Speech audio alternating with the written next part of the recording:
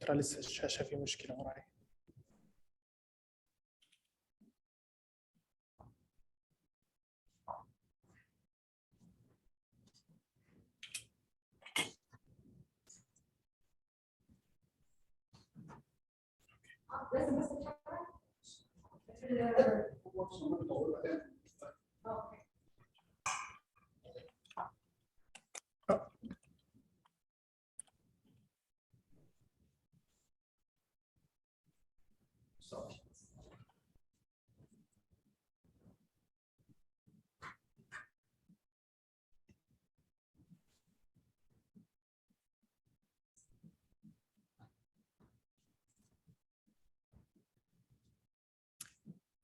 السلام عليكم ورحمة الله وبركاته. نيابة عن المركز الوطني للتعليم الإلكتروني نرحب بكل من انضم معنا في ندوة التحول من الحضور الإلكتروني إلى التفاعل الإلكتروني، وأسعد أنا زيد بن علي الرقيب بتقديم هذه الندوة. الترجمة الفورية باللغة العربية لهذه الجلسة متوفرة. الرجاء الضغط على أيقونة الترجمة Interpretation في أسفل الشاشة الآن. Good morning. I'm Zaid Argib. On behalf of the National E-Learning Center, we welcome you all to this webinar, where we will be discussing transforming online learning from e-attendance to e-engagement. It is with great pleasure to welcome Dr. Philip Ace, Senior International Education Consultant and Associate Adjunct Professor of Education at University of Adelaide, who will be the moderator for this session. We also welcome the distinguished panelists, Professor Kevin Ashford-Rowe, Pro Vice-Chancellor, Digital Learning at Queensland University of Technology, Australia, Dr. Mark Nichols, Executive Director of Learning Design and Development at Open Polytechnic of New Zealand, Dr. Ratna Silvaratnam, Manager of Learning Technologies and Innovation at Edith Cowan University, Australia, Shamim Jorder, Senior Learning Analytics Advisor at Macquarie University, Australia, Professor Fong Soon Phuc, Professor in Multimedia Education and Faculty of Social Sciences and Humanities at University Malaysia, Sabah, Dr. Diane Thor Binkosi, Senior Program Officer and Head of Quality Assurance Unit at the University of the West Indies. We would like to thank these distinguished speakers for joining us today. Without further ado, I would like to hand it over to Dr. Ace. Thank you very much for the introductions, and it's great to be together. Even though it's virtually, I'm sure we're going to have an excellent time together.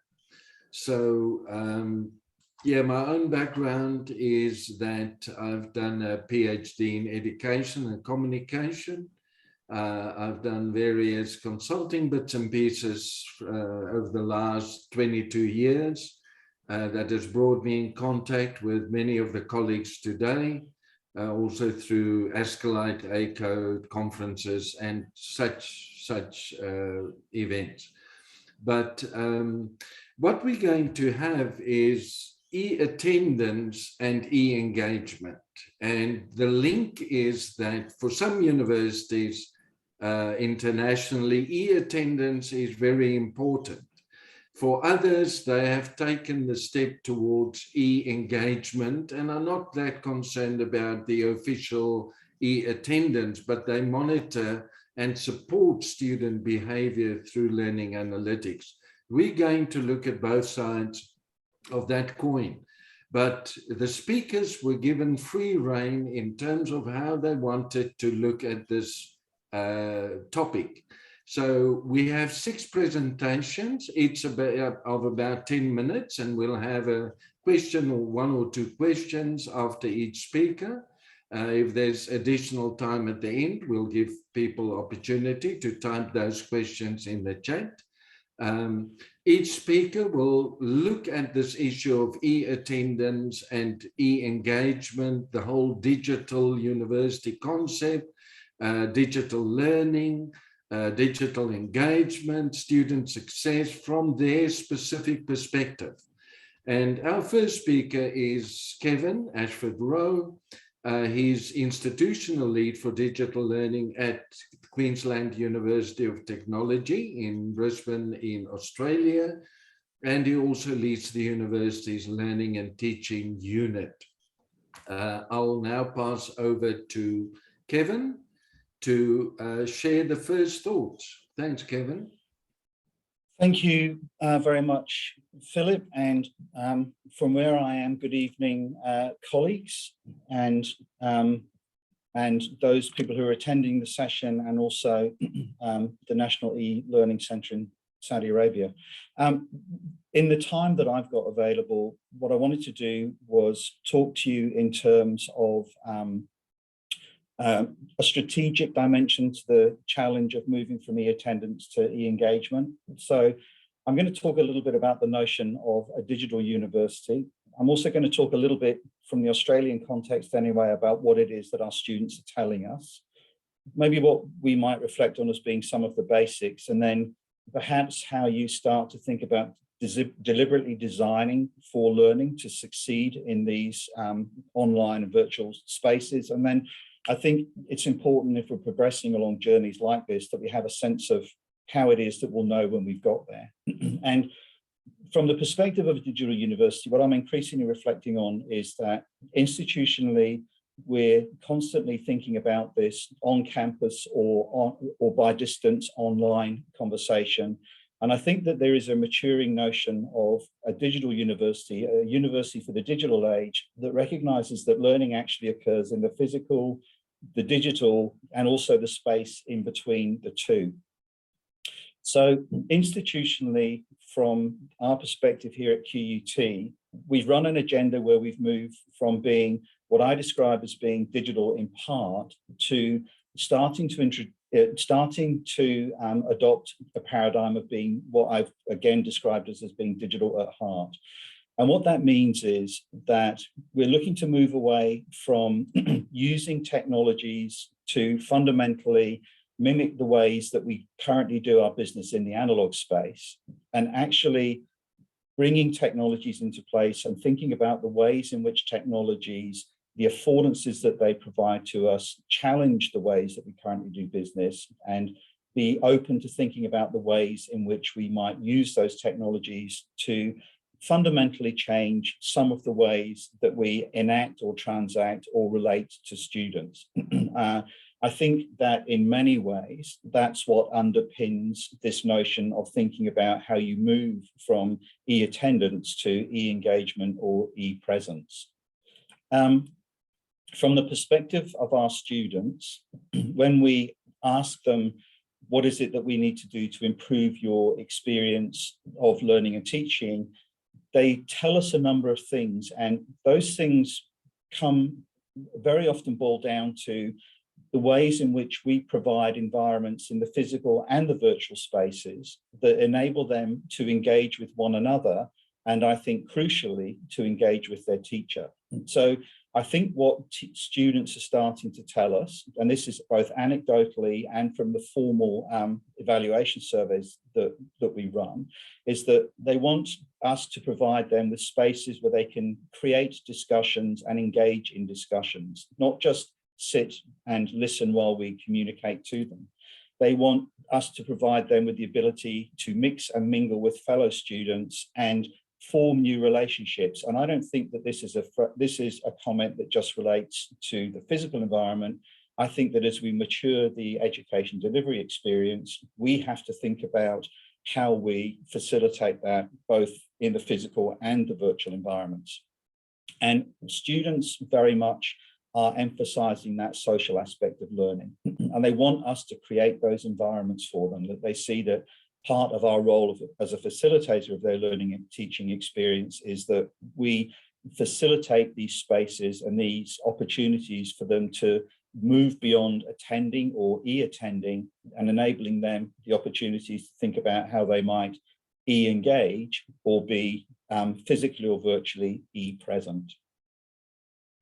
So what does that mean for us if we're thinking about, from a strategic perspective, how we design the experience that we provide to enable students to have those kind of experiences? It means that we have to understand and meet the learner experience as it is, not as we think it will be. It means that we've got to think about how we facilitate that learning and teaching experience to be in the places and at the times that suits their ability to engage with it. And crucially, if you're facilitating a learning and teaching experience through technology, it means that that technology has to work first time and every time, and that's not negotiable.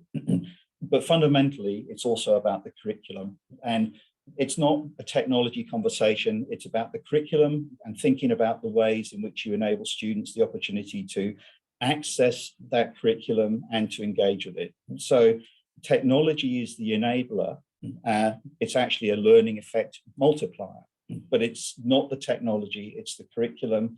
And I increasingly think it's the way in which you deliberately design that learning, whether it's on campus or remote, whether it's delivered synchronously or asynchronously. There is a strong role and space for the deliberate design of that learning to ensure that you're meeting the expectations of your student community and your student cohorts. How will we know when we've got there? Well, we'll know that we've arrived when we've ensured that all aspects of that learning ecosystem that we provide for those teachers to teach in and students to engage with, for us, whether that's both in the physical and the virtual, that those all aspects are consistently and deliberately designed and managed to maximize learning and training outcomes, and that includes learner engagement. And I guess it also means that we have the systems and policies and processes in place that both enable, encourage, and support that contemporary and fit for purpose learning and teaching as something that's business as usual and not something that's seen as innovation. And I think that many of us across a range of our activities, and we talk about a digital learning ecosystem to facilitate our experiences here at UT, all too often the experiences that we provide and the technologies that we use to deliver those experiences are situated in the hygiene part of that hygiene to innovation continuum. And we are working very hard to make sure our systems and design are at least situated in so that good practice becomes business as usual. And then we can look to build on business as usual to think about how we might innovate in a deliberate way. So not pockets of innovation that are flowers that spring up in isolation, but innovation as a deliberate, informed part of the practice that moves us forward. So it's very simple for me.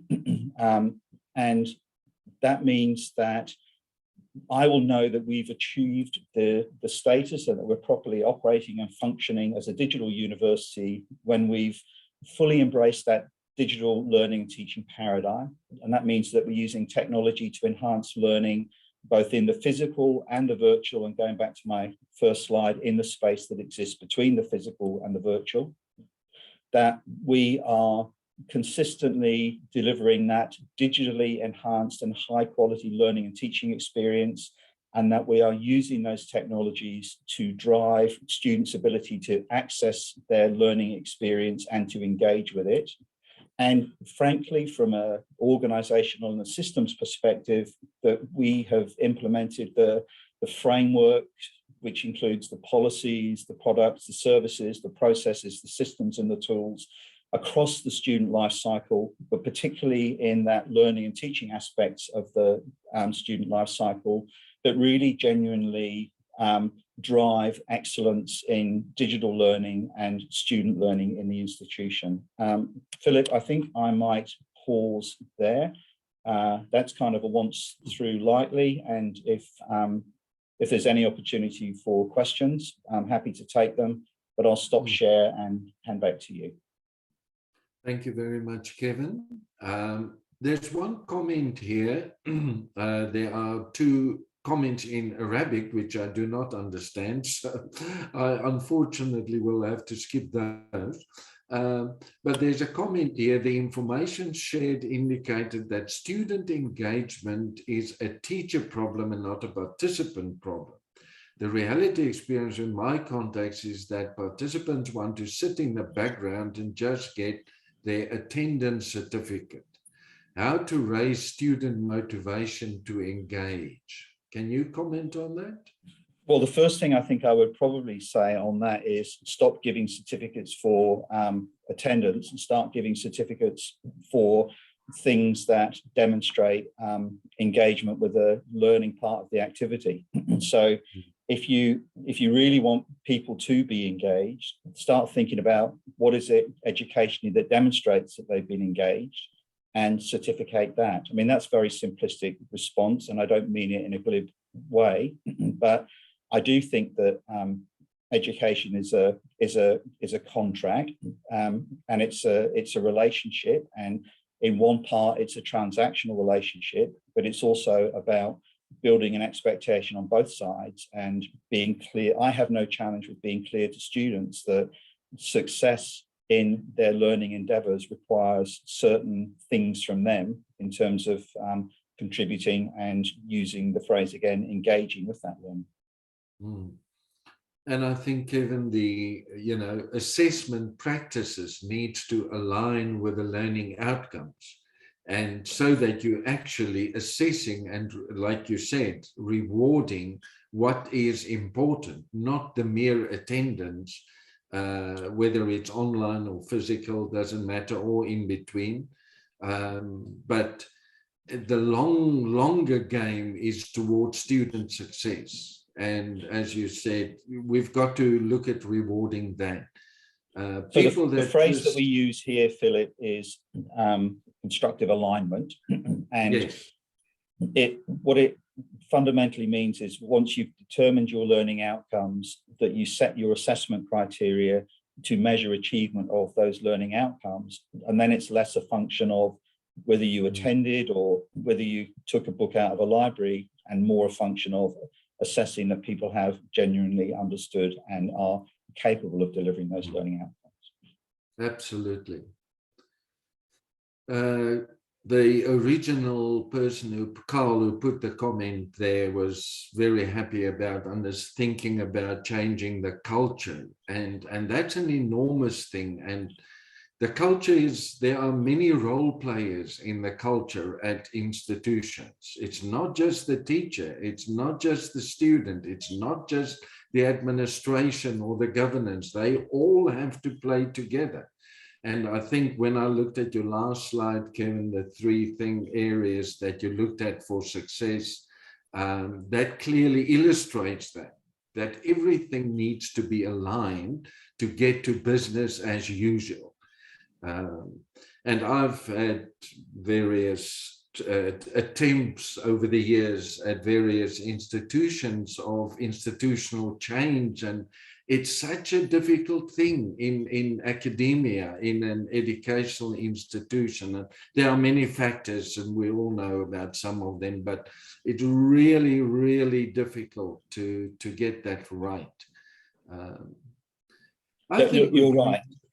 Culture is fundamentally important to everything we do, and you really do need, you don't change anything unless you address the prevailing culture, but there are ways of doing that, and it's normally by respectfully engaging very intelligent people in conversations around what it is you're seeking to achieve and why. And you will often find, in my experience, that there will be an awful lot of people in your community who are already ready, who are ready to make that culture change. They just needed to be given the sense of license that they could.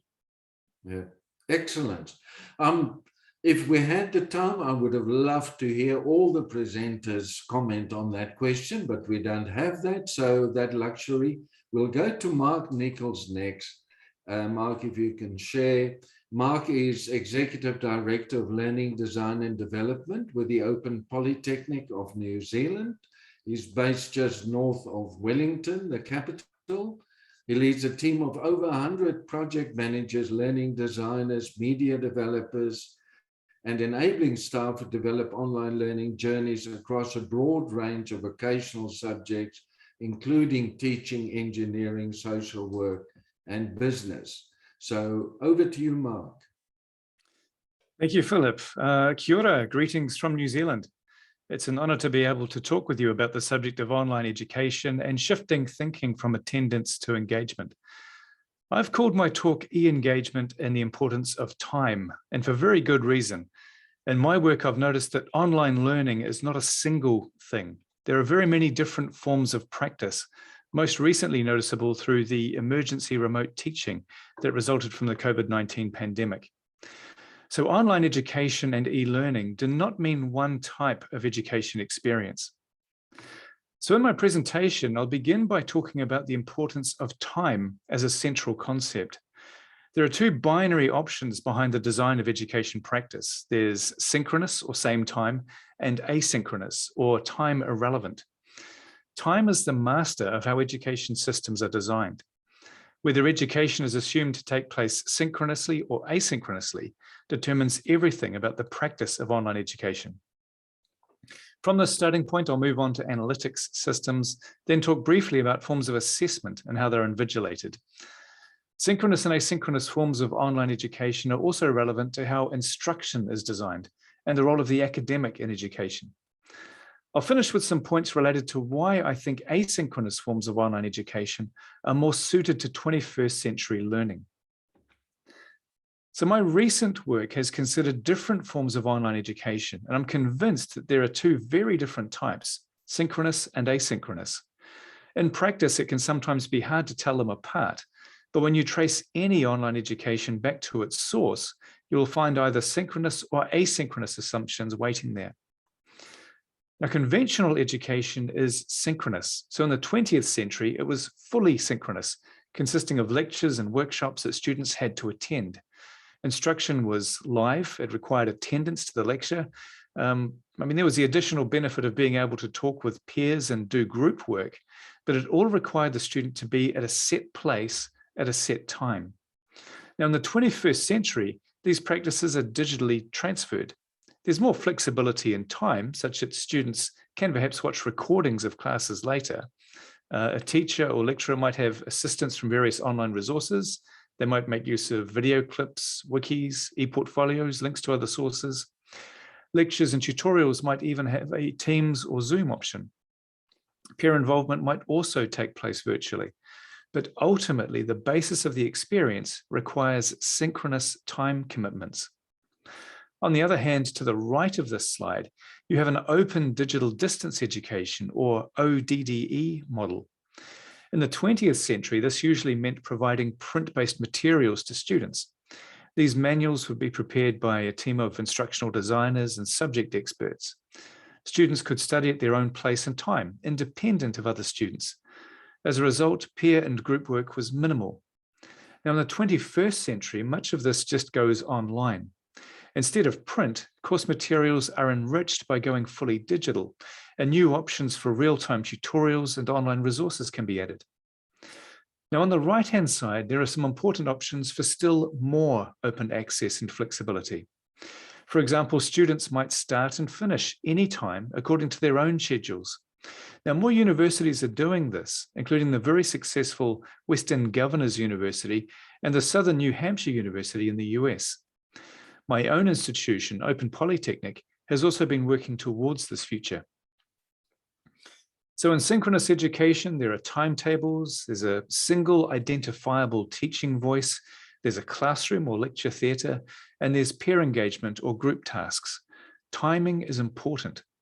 In asynchronous education, course materials and learner independence are more important, so peer engagement and group work take on less significance. So both sides of this table represent online education, and both make use of e-learning. What they do, though, is very different. They have a different infrastructure, different teaching roles, and different ways of applying analytics and assessing students. The difference between synchronous and asynchronous education is very important when thinking about attendance and engagement. In synchronous online education, where direct teaching is the basis of the learning experience, use of a virtual learning environment might be optional. Now, where lectures are recorded, the only analytics relate to when a student might have viewed. More detailed analytics don't really help much. Much of a student's learning activity takes place outside of any measurable environment. So there's a very patchy view of student progress, and it can be hard to discern meaningful patterns from the data. But in an asynchronous online education design, all learning materials are included in the VLE. This means many more data points and a much better indication of student progress and engagement. Ultimately, this means that over time, a picture can be built up showing the analytics profile of students who are likely to be successful. And this information can be given to students to help guide them as to their progress. So this is an example of what we're using at Open Polytechnic to support students through showing their progress compared with previous successful students. The dates you see at the bottom are based on the student's own independent start date. Now, it's one thing to gather and analyze analytical data. It's another to use it. So we have a student support center regularly keeping an eye out for students whose activities go under the lines you see indicated here. So reaching out by phone and email makes a big difference to assisting students towards success. Another key question for online education is, how do we minimize cheating? Having others do your assessment or accessing others' answers from assessments leaked online draws serious questions about the integrity of online education. Now, traditionally, we've merely taken what we've done historically and placed it online. We still require essays, so we add plagiarism detection. We put exams online, so we remote proctor. We take traditional multiple choice question banks and we digitize them. Now, these are just extensions from the 20th century. In a digital world, we have new possibilities, and these can help with asynchronous approaches. Interactive oral assessment has been successfully applied by Griffith University in Australia to have students present their work live to webcam. Students begin by showing ID, and you know that they're drawing from their own understanding because the marker can have a brief conversation with them. This is a really exciting possibility that might replace proctored exams, using assessment tasks that students actually find more engaging. Personal demonstrations of practical skills can be assessed in the same way. Relating assessment to the student's own context can also make sure that copying others' work is less meaningful. I've also listed rich randomization with interactive online assessment on the slide. Now, this is a step beyond simple multiple choice, where entire scenarios and the information within them might be randomized to provide complex and unique assessments for every student. I believe work on digital assessment will be very important over the next decade as more practice emerges. Again, comparing between synchronous and asynchronous online education, you can see from this slide that the main distinction is whether a lecture or online courseware provide the main source for instruction. In the synchronous form of online education, an academic still develops lectures. Their sessions are timetabled, even if their lectures are recorded and later made available online. Essentially, semesters and locked-in assessment due dates, start and end times set the student's schedule. But for an asynchronous approach, courseware becomes a central component for tuition. And as mentioned before, this can be placed firmly and entirely within the VLE to provide really impressive analytics data. The asynchronous approach also requires team involvement, bringing learning designers, media specialists, and academic representatives together. The result is usually very impressive and beyond what an individual academic could do on their own. Of course, this requires a well-developed online infrastructure with a strong user experience design component. My last point on this slide is critical. In the asynchronous approach, time can be made to be entirely irrelevant and student-centered. Students could be permitted to start and finish at any time within realistic boundaries, which takes me to my final slide. My practice is based in open digital distance education, and I'd like to close by summarizing its benefits. Firstly, it thinks of engagement in terms of increasing access. Anytime start and student-centered dates makes education much more possible for part-time, lifelong learners, and it enables even young people the opportunity to get jobs and study as they earn, gaining real-life experience alongside part-time study. Asynchronous learning is also incredibly robust. During COVID-19, Open Polytechnic's model just continued. We were also able to add over 30% more students extremely quickly, and our entire workforce was able to slide into home-based working. Asynchronous forms of online education are, if they're well designed, scalable, efficient, and effective through some of the techniques I mentioned earlier. So I think that overall, asynchronous online education is important because it reflects what 21st century citizens have come to expect through how the internet has shaped other sectors. We expect instant availability. We expect quality experiences. We expect personalized service. And this can be done through online education, but it's a matter of design. So do we extend conventional synchronous practice into the online world, or do we transform our practice to improve access and engagement? I'd like to finish on that question. Thanks. Thanks, Mark. That's a real mouthful there, and really a lot of food for thought. Something that when I was challenged by Lokesh from NELC initially about the e-assessment, and e-attendance, I started thinking, but that's exactly the issues we have in e-assessment. You know, that the thing about cheating, that the person, how do we make sure that it is the person that says they're attending that are attending? Now, one can, you know, even in this environment, taking a few screenshots of who's attending can give you a very good idea about people if they have their webcams on. So, but is that the answer, you know, or are we really just transferring practice into the non-digital into the digital?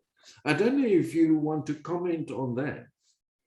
Yeah, I've been really inspired by the interactive online oral assessment, the IOA I mentioned earlier. It wouldn't take long in a conversation for you to work out whether or not I actually know what I'm talking about.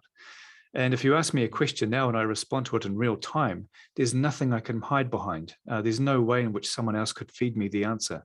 I have to answer from my current onboard understanding. And again, it wouldn't take long. The replacement for a 3-hour exam might be a 10-minute intensive conversation. Yeah. There's a question here in the chat from Radwan. Can we move to more engagement by using the live synchronous components of a learning episode, which is exactly what we're talking about, for activities which necessitate interaction? All what students can read in presentations can be shared with students earlier on. Actual discussion takes place during the live component. I can't see the chat question, but I'm glad to see use of synchronous when it's required. I think we jump to synchronous way too quickly. I think where it makes sense to use it, we should. But otherwise, unless it's really important, asynchronous learning is just as powerful and far more flexible from a learner perspective. Yeah. Very good. Any other questions there? Somebody asked, Abiba asked, between synchronous and asynchronous, which one is better to teach adult learners? Now you're in a corner, Mark. I think definitely asynchronous. I might be biased, but look, I'm drawing on years of practice here. I spent some time with the Open University UK. They deal with hundreds of thousands of students. And the learning there is extremely effective. I think sometimes we mistake the immediacy and sometimes the energy of the synchronous experience. But we assume that that's actually more powerful from an educational perspective. There's study after study that would say that both are equivalent. That's why I tend to fall on the asynchronous side. It's a lot more convenient for the learner. Yeah. There's a last question before we move on.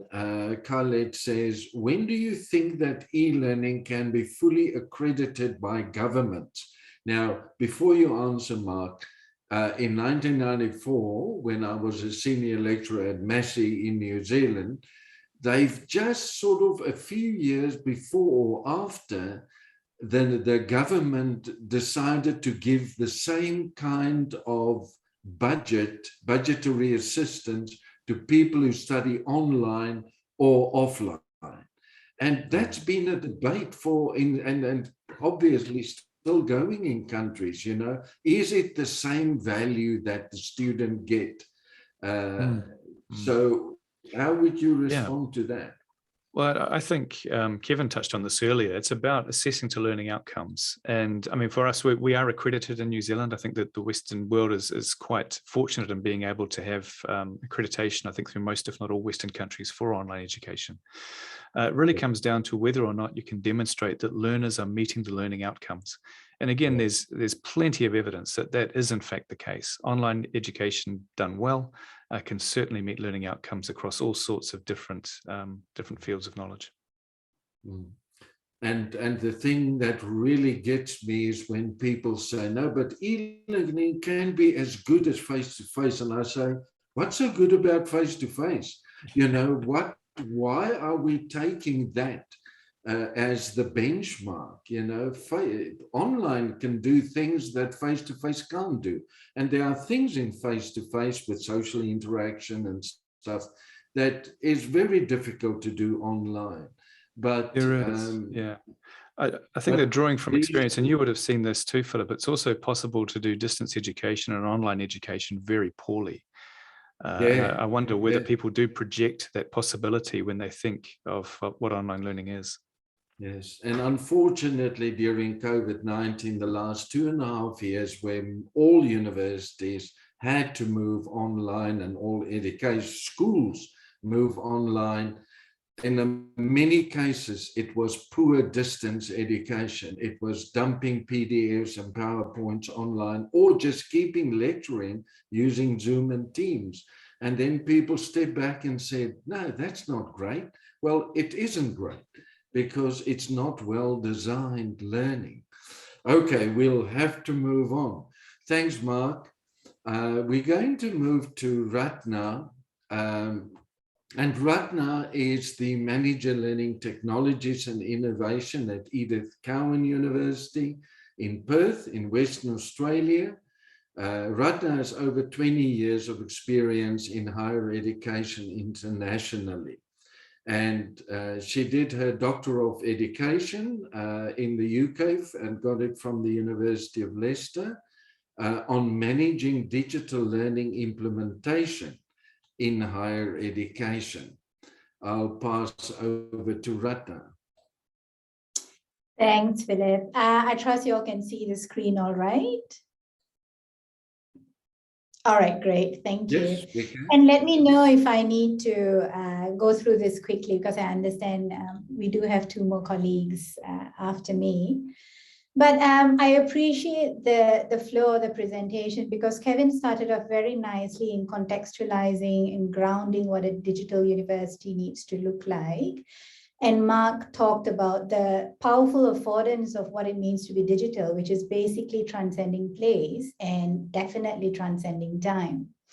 And what I like to do in my sharing is talk about the aspirations of a university which is very much invested in the student experience and on-campus student experience, but how we are trying to transition or aspire to what the university of the future might look like.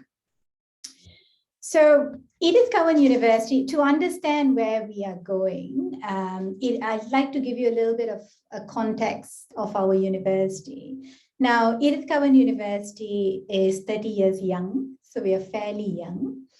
And we are based in the capital of Western Australia in Perth, but we are also aspiring and moving towards another campus in the city. So this will be in the Central Business District, and this whole shift from our main campus in our satellite city in Joondalup to a satellite campus in the CBD is necessitating a rethink about how we want to do business. So some of the questions that came up in about accrediting e-learning, what that might look like, these are all very real problems, because within the context of our state government and our national government, you need to provide students with an on-campus experience, especially in Australia, where a lot of our students are international. And visa requirements are, you've got to be on campus, you've got to clock in a certain number of hours. So while some of the vision of e-university or digital university is real for certain types of institutions. It's not necessarily the be all and end all for all universities like ours. So our students come from remote regions. We have a significant indigenous population. We have a large cohort of international students. We have students where accessibility is a priority. We have non-traditional students. Think of the single mother with 3 children holding down a nursing job, trying to finish a degree.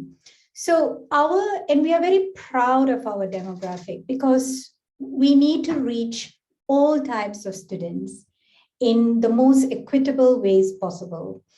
So trying to balance where we are now and where we want to go to our University of the Future in 2025 and contextualized within our strategic plan, which has just been launched. It's the 2022-26, and again, themed towards the University of the Future.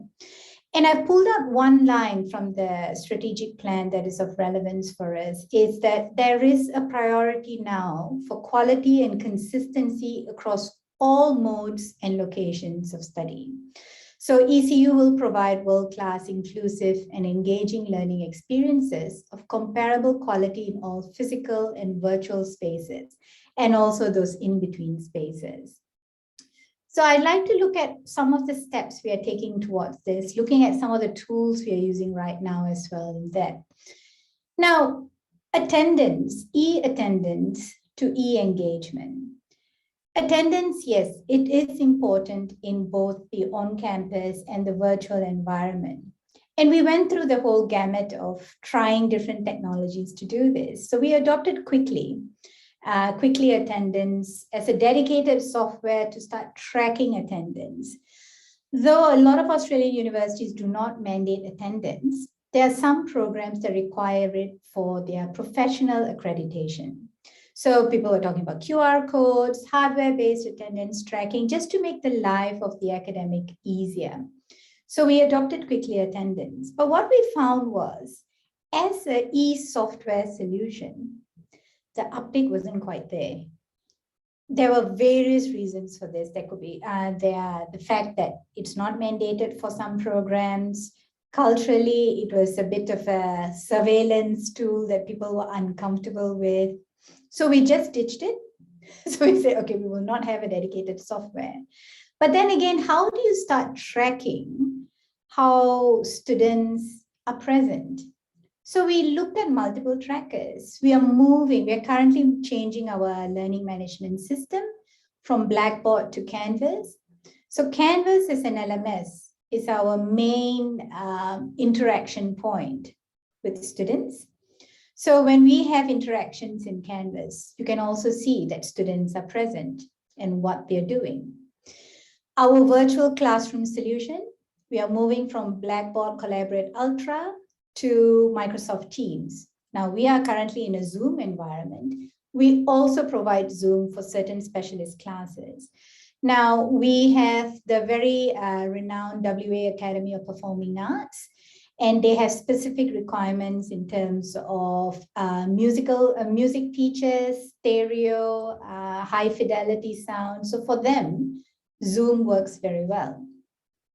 But for other systems, we have Teams, because Teams is also our telephony system now. We've replaced hard phones, everything's on Teams, and we've just moved Teams to our teaching and learning environment as well as the virtual classroom. But you'll find that these trackers are not quite attendance captures only. They also capture collaboration. Essentially, these are all collaboration platforms that afford rich participation activities. So is it attendance or is it engagement? Or can it be both? Because in a collaboration environment, you are actually capturing both. But what do we do with all this? What do we do with the data we get from Canvas? What do we do with the data we get from Teams, Zoom, and the likes of our other learning technologies at the university? we are actually advising academics as well to action the data that they get. So Mark, when you shared the dashboard, I put a Tableau icon there because we've just launched a soft launch of our Tableau dashboard within each unit site that captures the engagement and participation metrics for each student.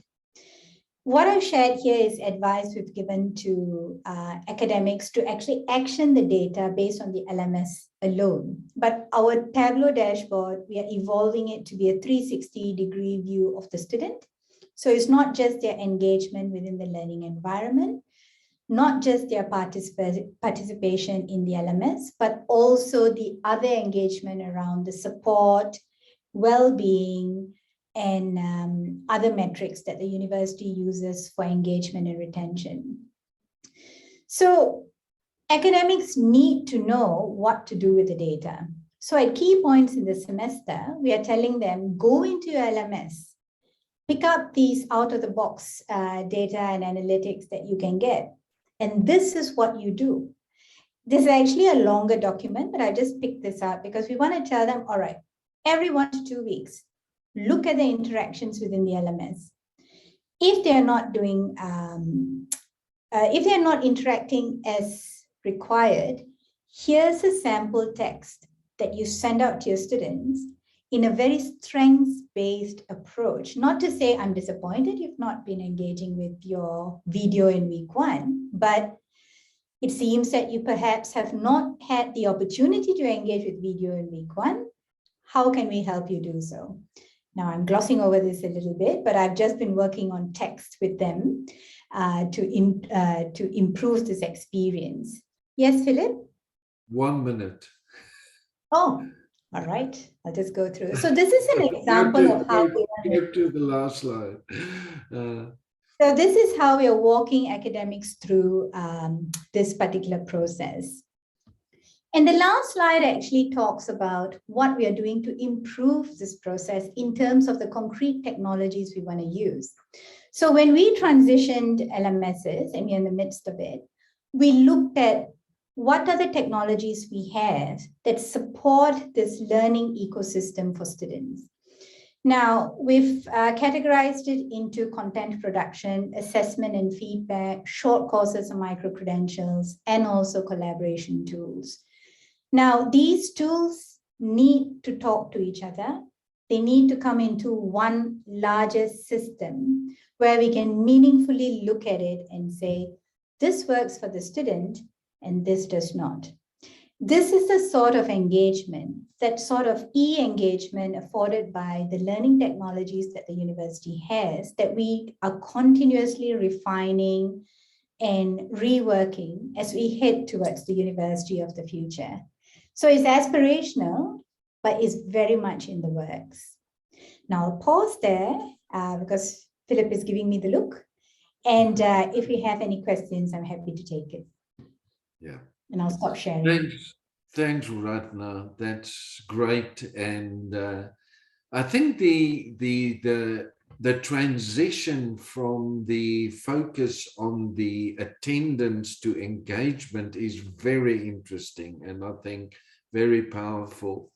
And I don't see a specific question at this point, but I would like to open the floor for the other presenters to comment perhaps, or add or ask a question if you're interested to.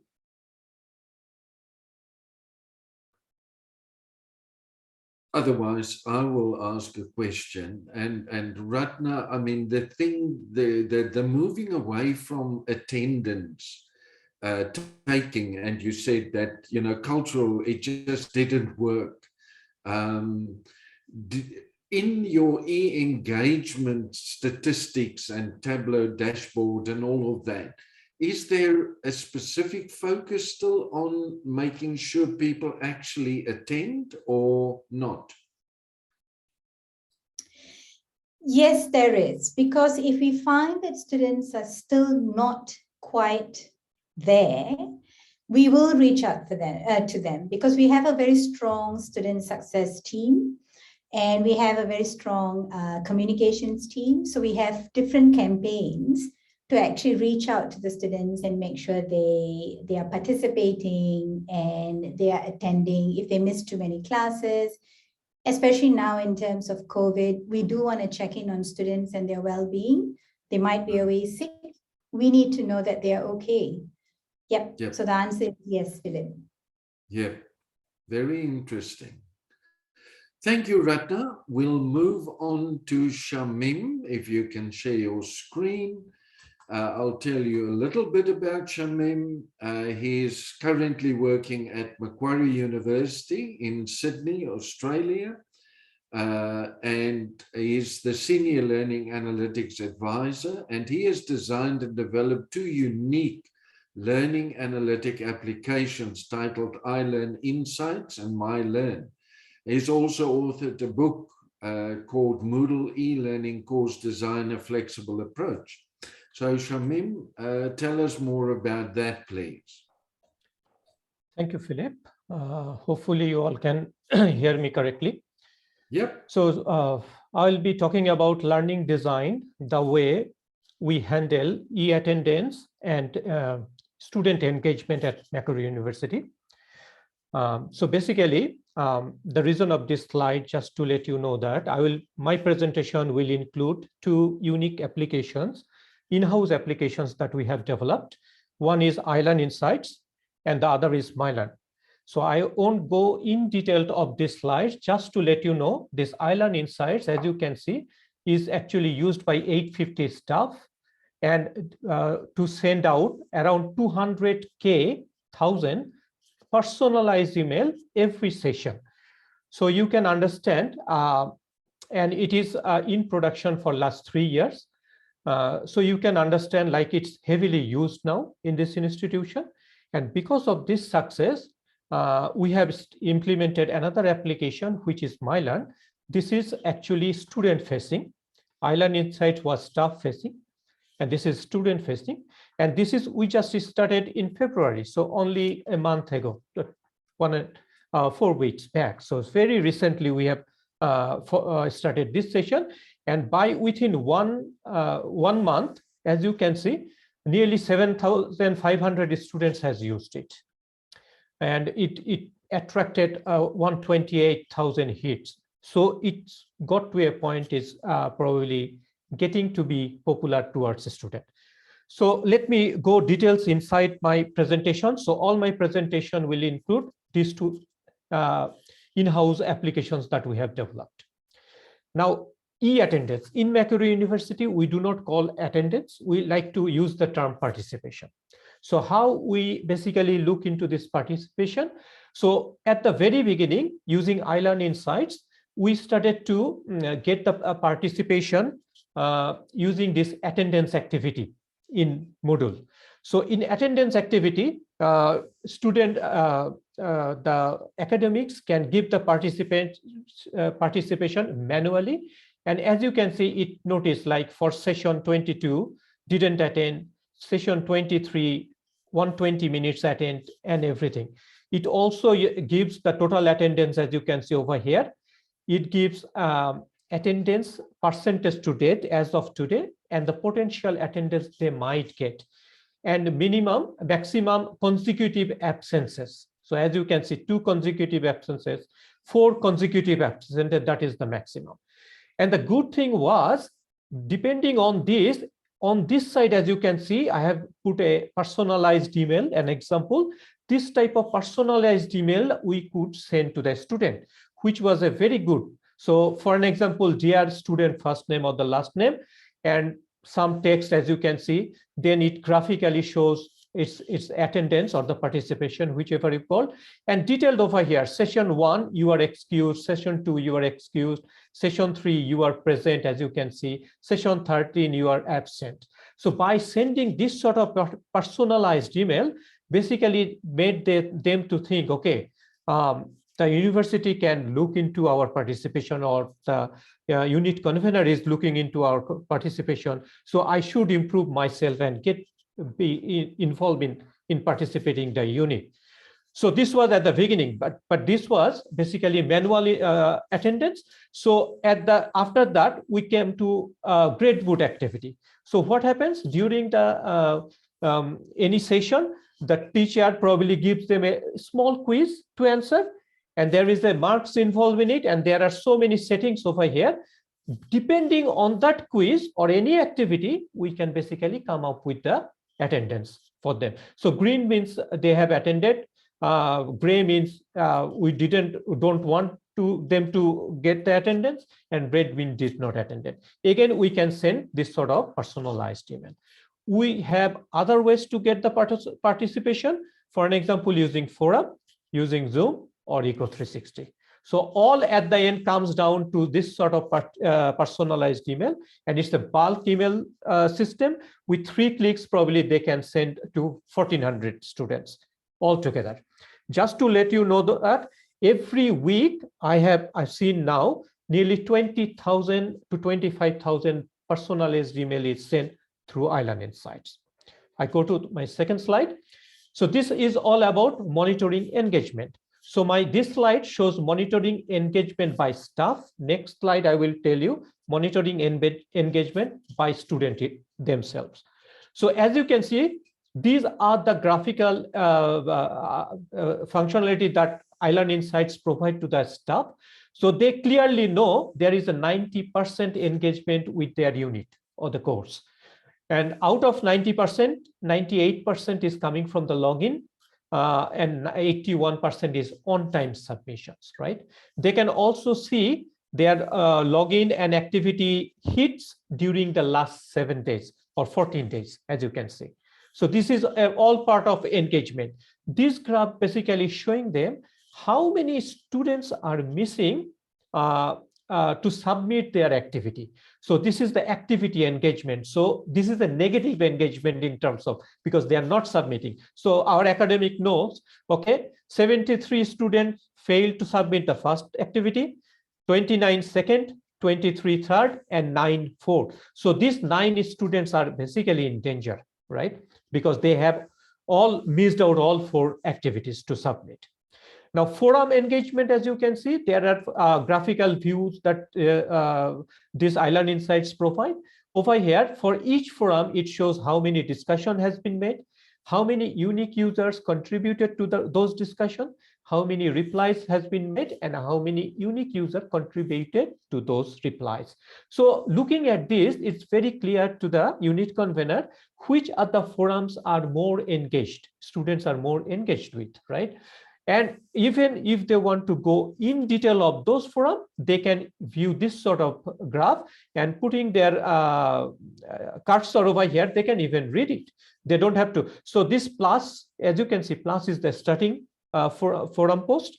Then all these are basically reply to that discussion, right? If there are some bigger one, this sort of icon, that means these are the forum posts within last 24 hours. If there are some red, this means as a login user, myself, I replied or I started that. So as you can see, I try to bring it all together into one place, the way the convener or the teachers can easily understand their unit or the course engagement that is happening. I go to the last one. Yes, there's 1 minute. 1 minute will be enough. This one is from MyLearn, which we have developed because of success of iLearn Insight. So university told me to develop something for the student. So this is what we came back with. Now a student can monitor what are the things that they should engage with. So there are 2 urgent alerts, as you can see. 1 unread announcement they should read, 2 unread posts they should read.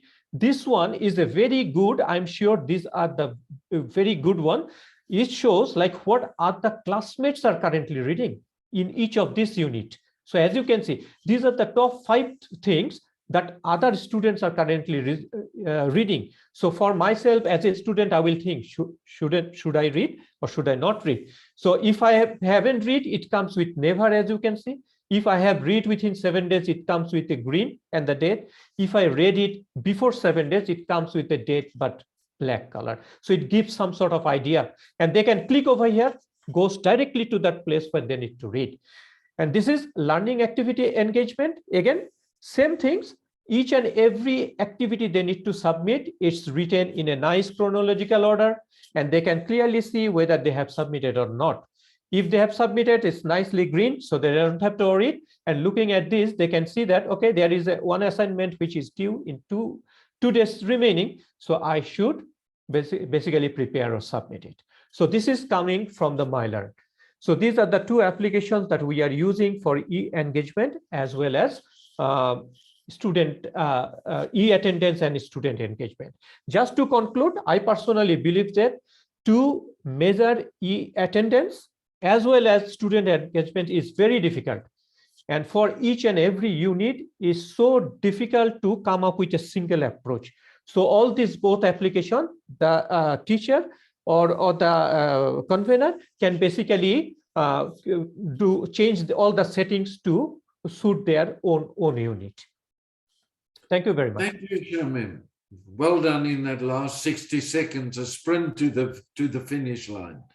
No, thank you very much. This is great stuff in terms of bringing it all together in one place. And it's not a punitive approach, it's an encouraging approach, where you're not seeing your number 99 out of 100 students, but it's more, what are other students doing? I can see for the teacher, it's a dashboard of what's going on. I think it's fantastic and probably very helpful. There is a question here. In fact, there are 3 questions or 2 questions. I'm not sure. I'm going to open, or let's look at the last question. Does this learning analytical tool, is it adaptable to be used with different LMS tools? Because you've obviously based it on Moodle. How transferable is it?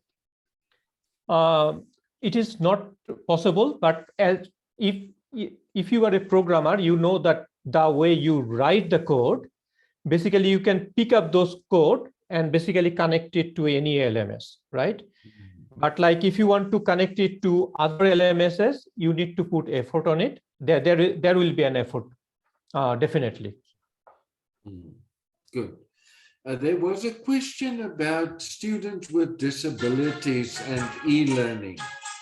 I wonder if, sorry, I wonder if you can comment on that. I mean, will your analytic tools point out, the question was about HD, what was that specific syndrome, whether people, can stay with it. Can you indicate how long people have stayed on a page, or things like that, or how deeply they went into a topic in terms of pages or something? Okay, so this one is basically for the staff, right? I noticed staff stays like varies, like they come, they know exactly where to go to send those personalized email, because this already groups together all the students that they need to target for a certain thing, either engagement, either e-attendance or something else. There are probably 50 different functionalities to use. So they go straight to there. They know these are the students, and they send bulk email from there, whatever they want to write. From students' point of view, this one is fairly new, but I noticed they frequently come, like on an average, I can see like probably 1,000 students is coming and going. So I don't have a 100% report because it's only for 4 weeks.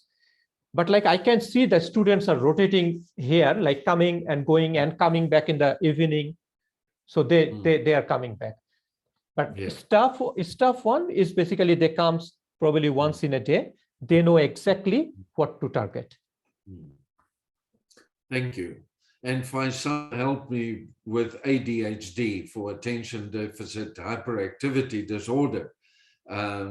But and yes, there are issues, and the whole thing of disabilities play into this, and how we use the analytics, because we might use it if it's used punitively, if it's used without insight into specific folks and people with disabilities, we could come to the wrong conclusions. We're going to move on, and yes, thank you for the presenters who's in the Q&A chat at the bottom and who's answering questions there. That's great. We're now going to move on to Professor Fong Song Fook. And Fong is a professor in multimedia education at the Faculty of Social Science and Humanities at the University of Malaysia, Sabah, UMS.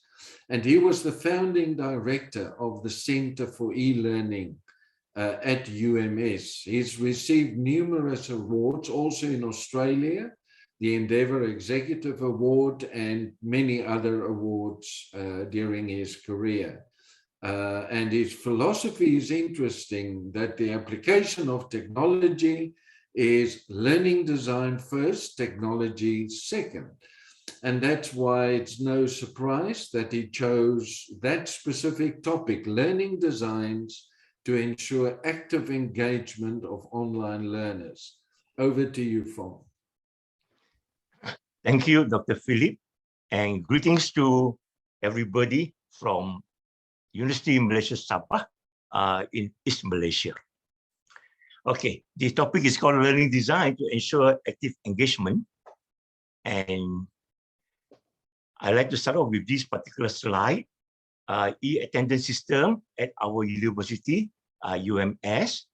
Here we have about 17,000 students, and each semester we have about 1,700 courses, and we have academics about 1,100 of us. Now, the students, before the course, the lecture start, they were logged in using their email system, or they will use the app called the Smart Hadir, and the lecturer, the instructor, okay, the academic, will produce the link for them, or even the QR code, okay? And the QR code is very interesting. We will change every 15 seconds, okay? So as to avoid certain form of cheating. Then, you know, the list of the students will just appear over there. This has been found to be very effective in capturing login among our 17,000 students. But there is an issue, and that is we are not able to track whether they are really in attendance or having an engagement with us. You know, they could probably have just log in and they just walk away. We are not able to track it. Okay, so here is concerning learning designs. Okay, that the question here is, could we establish engagement by design? You know, the students, once again, there's the e-attendance there, but how could we make sure that, you know, they are engaged with us or with the learning process? Now, the sweeping statement here is engagement is a prerequisite to learning. So within the student, within the learner, within the student, I can identify 4 kinds of engagement. So this is a multi-dimensional engagement kind of dimension here. The cognitive engagement, you know, if we are able to get our students to think about a problem, okay, where they make use of the problem-solving skill, if they're involved in some kind of a competition or some kind of a gameplay, you know, within the lesson, some kind of a mental effort is being exercised, some kind of a critical thinking is being exercised, creative thinking. It means, you know, that cognitively they are engaged in that sense. There's another engagement called the emotional engagement. You know, if their activity bring in some fun, enjoyment, curiosity, interest, enthusiasm, build in confidence within them, the emotional effective aspect of the student is being aroused. Now then we have the engagement there. Okay, but do of course be very cautious that there are also negative emotion, anxiety, mood, disrespect, they could take place. So we're going to be quite aware of that. The behavioral engagement here talks about, the independent learning, the persistence, the participation, the collaboration, as long as our students are able to submit their work in time, are able to come in to to join in time, the behavioral engagement is there. Okay, and the other one is called the agentic engagement. Those who are proactive, initiative, they even suggest, that how you ought to be speaking or teaching them. There's agentic engagement. So all these can take place within a particular learner. And could we establish this engagement by design in our student? So questions to think about. Now, learning design for multi-dimensional engagement. So just now we are talking about, the student within themselves having those 4 aspects, okay, of engagement. But here I'm showing from my experience, okay, and also in our work in Malaysia, that the student on the macro view, okay, how they could actually engage with the content, how they could engage with the teacher, the instructor, the lecturer, how they could engage with the peers, how they could engage even the community and even in the industry, okay, and this will bring them at the macro level to another level of learning. So some of the practices, okay, that can realize this kind of learning, okay, for example, in terms of content, if you have made use of TED before, okay, where they have the template, you get in a particular video, and then you just go through their template, and this video of yours, okay, the students come in, they could interact with the questions according to what you have already set up for them. So you bring them to thinking, dig deeper, and discuss, and so on. Or you could even give them a quiz, give them feedback, or maybe at the end of the lesson, tell them to, whatever you've learned, can you build a concept map or a mind map? So, some kind of interaction with the content that brings them to a level of engagement there. With the peers, using Kahoot or using a debate, using Kialo or using a WooClap or using a Mentimeter, we are able to bring them to interact with the peers. That brings them also to another level. And I think this goes very well with what Kevin just now was saying, that what is it that our students actually want from us? They want interaction, they want discussion, they want that peer learning environment with their friends. So I think this should be considered, and could we actually bring in activities to realize such kind of learning environment? Of course, the teacher play a big part, okay? So, for example, here I'm putting down there in green bracket down there, motivation is a prerequisite to engagement. So, okay, we're talking about engagement. So there needs to be a motivation for our students to want to be engaged. Engaged means they're willing to come forward. They're willing to spend their time with us, with their friends, with the peer group. So there is a book, that is available. You can just Google, Adding Some Tech Variety. This is from Curtis Bong from Bloomington University. It's a free book. You can just go into it. 25 ways to teach the students to think. The one you got to purchase is by a Malaysian. And engagement playlist by Kiman. Okay, I do put a link there. Okay, you can also go in and to see actually how people are helping to promote motivation to facilitate engagement. Now, the one that I want to zoom now in is something called SULAM. This is called Service Learning Malaysia, where University for Society. This is initiated by the Ministry of Higher Education. Could our students be involved, engaged with the community and with the industry? And this is what SULAM is about. Now, let's have a look at the SULAM. This is where, the engagement now, the student with their peers, with the teacher or the instructor, with the community and industry. Comprehensively, all are involved now. And I have, you can actually check with the Sulam playbook. It is available on the guideline on how it can be implemented. So what happened is that the student, okay, as a project, for example, on the right-hand side, you can see there's a photo. It's called eSulam Tourism Promotion of Sabah. So group work of students in the university, they contact the certain community. And for example, in this case, there's a particular village that they want to promote to become a tourist spot. So they go in there to see what is the problem, what is the issue, and how they could now implement knowledge that they learned concerning tourism, concerning entrepreneurship to help the villages. So number one there in the purple bracket, to develop, implement, and 1 minute, Fong, sorry. Okay, 1 minute. So, you know, there are certain procedures.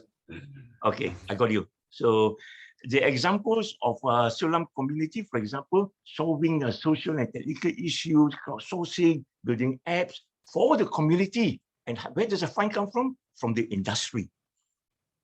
The Sulam, the slogan is everybody can be great because everybody can serve. So now, you know, they go out the community, they're really authentically looking at real issues and serving. And a lot of benefits that come along. So the Malaysian education blueprint is summarized actually in this diagram, where we expect our students, our graduates, 1, 2, 3, 4. Those are the type of graduates we desire. And shift number 1 is called holistic, entrepreneurial, and balanced graduates. And we believe there needs to be strong engagement of the students, if possible, through even our project called Sulam, service learning, okay, where, you know, they're engaged totally with the teacher, with the peers, with the content, with the industry, with the community, and help to realize that kind of balanced graduates that we desire in Malaysia. You can just Google Malaysia Education Blueprint. You can also see this. Technology, of course, play a very important role to realize, okay, this project. Yes. Excellent. Well done. I got it. I know, Okay. there's for all of us, there's so much more to be said, but there is a Nigerian proverb actually that says, all is never said. And I think it's true that there's so much in it, and we would love to discuss that further, but we are really bound by time. We've got about 12 minutes until the end of the webinar, and we would like, please feel free, by the way, in the question and answer to respond to questions there. There has been 1 or 2 questions coming in just now. I'm going to go over to Diane, Diane is a former colleague of mine from the University of Botswana, but Diane is now based in the West Indies in Trinidad, and she is the Senior Program Officer and Head of the Quality Assurance Unit at the St. Augustine campus of the University of the West Indies. And she's conducted training in online course development locally, regionally, international. And her doctorate is also from the UK, from the University of Sheffield, and she looked at quality in open and distance learning. Now you will see that it's a similar title to that of Professor Fong, but the content is very different. So let's have it, Diane. Thank you, thank you. And good morning, good evening, good afternoon. Welcome, everyone. It is now 5:15 a.m. where I am. And today, for me, designing learning to ensure engagement is really a major part of any institution's quality assurance for online learning. We know that there are other factors that come into play when we talk about engagement. In particular, you know, you have to look at your course content, you have to look at faculty readiness, we have to look at student readiness, But today I want to focus specifically on design, and I want to look at the context for design in online learning and a particular theoretical context, the community of inquiry framework. And I want to share experiences with two approaches, the flipped approach and authentic learning in terms of design that worked in some instances where I was part of. And I'm coming from the University of the West Indies. I'm very proud of my university because we were ranked, according to Times Higher Education, as the #1 Caribbean university and the world's top 1.5%. It's a 5-campus university, one of which is an online university, the UWI Open University, where I worked at one point. I'm now on the St. Augustine campus. We have campuses in other Caribbean countries. So I'm going to focus first on the community of inquiry framework. And you're seeing a graphic of it there. It's a model that really came out of some researchers in Canada, Garrison, Anderson, and Archer. And what that community of inquiry framework talks about is it encourages, it focuses on these 3 interactive elements that allow for that student engagement. And some of the presenters before alluded to some of these elements that are there in this model. The model is saying that for that interaction, for that educational experience in an online setting, you need to have the social presence, cognitive presence, and teaching presence.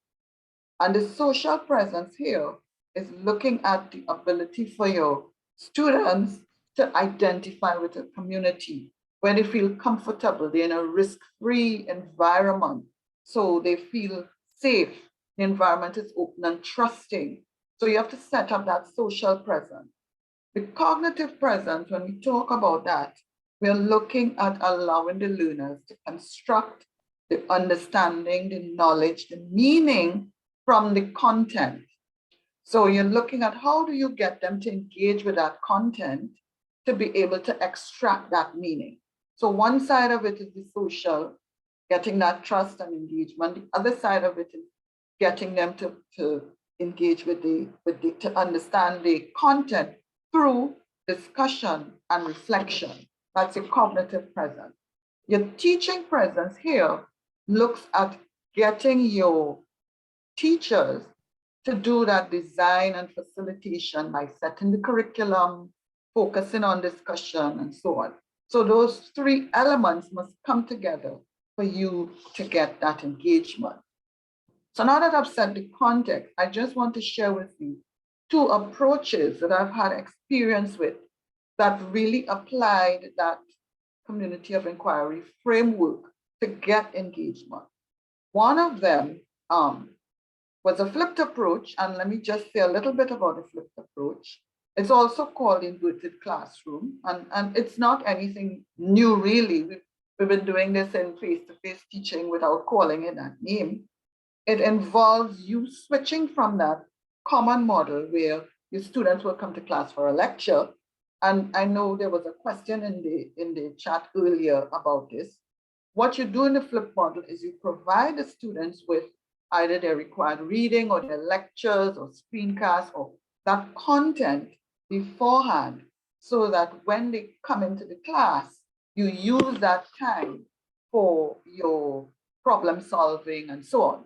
So you're seeing there a taxonomy, and Bloom's taxonomy looks at, your first level where you have lower level cognitive work. You want the students to understand, remember. So your pre-classroom work would be for them to get that understanding, basic understanding. And then when you get to the classroom, that's where you get them involved in the higher level cognitive work. Excuse me. So the example I want to share with you of the flipped classroom, I did a paper with a lecturer who was in manufacturing technology.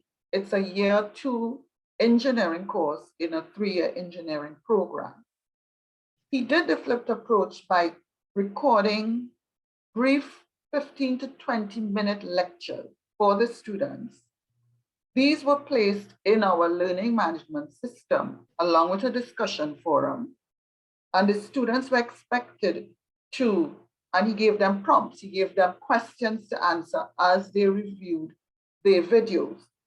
And they were given, a small grade for doing that. They would then come to the synchronous class, and we spoke earlier about asynchronous and synchronous. So first in the asynchronous environment, they engage with the videos, they answer the questions, they post in the discussion forum, and then they come to the synchronous class, which was done in Blackboard Collaborate. And in that synchronous session, they engaged with the lecturer. He broke them up into work groups, and between him and a student, a teaching assistant, they floated from group to group and discussed and engaged with the students related to the videos that they saw before. And so that was a flipped approach.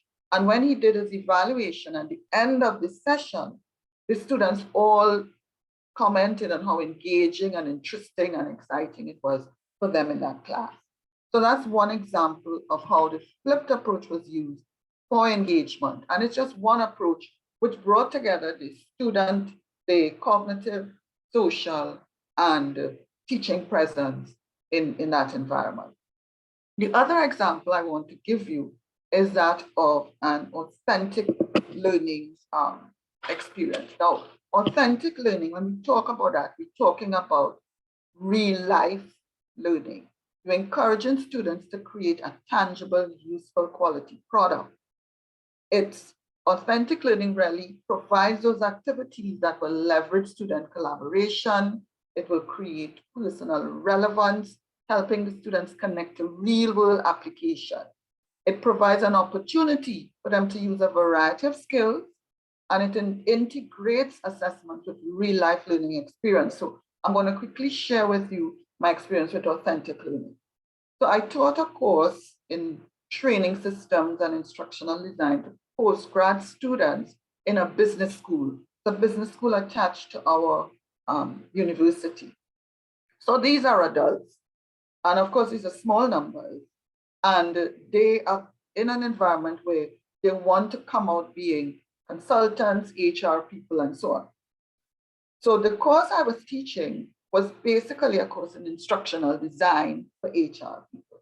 And one of the outcomes of the course was for them to apply an instructional design model in a design of a training.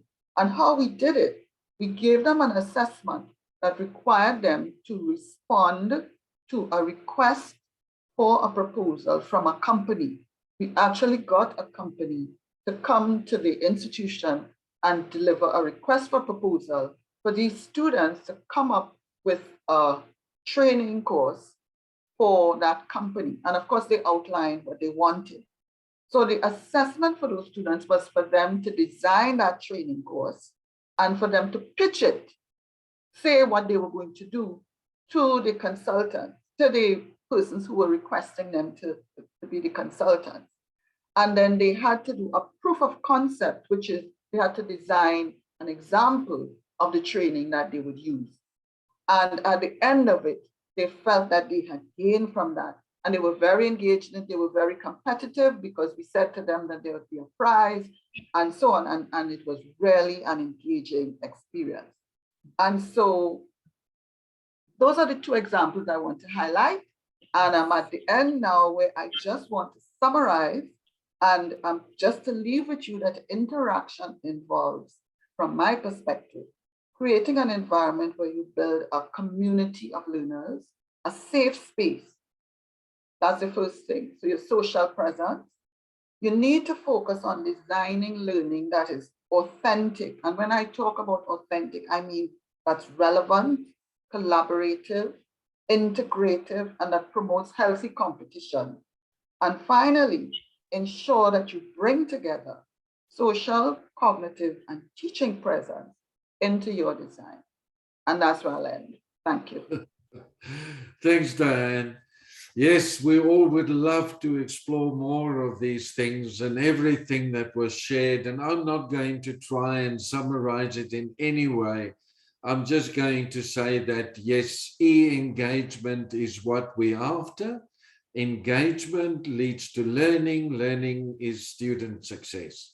And I think we've seen so many interesting examples and technologies and approaches to transform learning from e-attendance to e-assessment. So I will pass back now. I've just seen in the chat that you are encouraged, and thank you so much for everybody who has attended and presented. You are encouraged to take a link to a survey where they would like your feedback. Is there somebody at NELC that would like to say the final words before we leave? Yes, I'll take it over, Dr. Philip. On behalf of the National E-Learning Center, we thank our distinguished moderator, Dr. Philip Ace, Senior International Education Consultant and Associate Adjunct Professor of Education at University of Adelaide, for leading this productive and interesting webinar on transforming online learning from e-attendance to e-engagement. We would also like to thank the distinguished speakers for their valuable input and the participants for attending this webinar. Once again, I'm Zaid Rgeb. Thank you for joining us. Goodbye. Goodbye.